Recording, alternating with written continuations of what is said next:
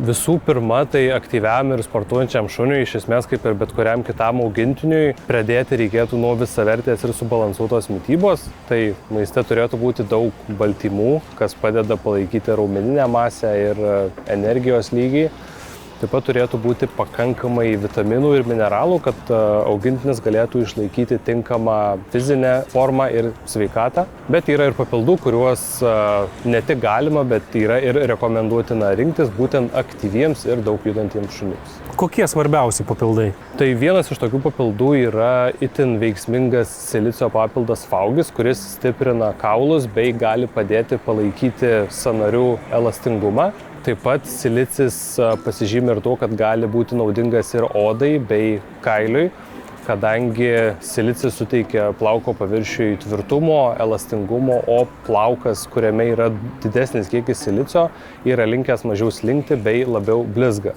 Kitas naudingas papildas galėtų būti mikrozeogenas, kuris yra kalcio kreidos ir vulkaninės kilmės klinoptilolito junginys ir šie du elementai sujungti į vieną atneša begalę teigiamų savybių reikalingų tvirtiems kaulams, o taip pat turi ir teigiamos įtakos kaulų bei skeleto formavimuose, kas automatiškai padaro šį papildą itin aktualiau auginantiems jaunus, ypatingai didelių veislių šunis.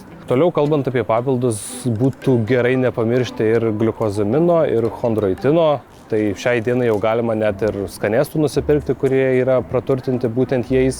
Ir jie yra svarbus sveikiems sąnariams bei gali padėti išvengti rizikų susijusių su būtent aktyviu gyvenimo būdu ir sportu.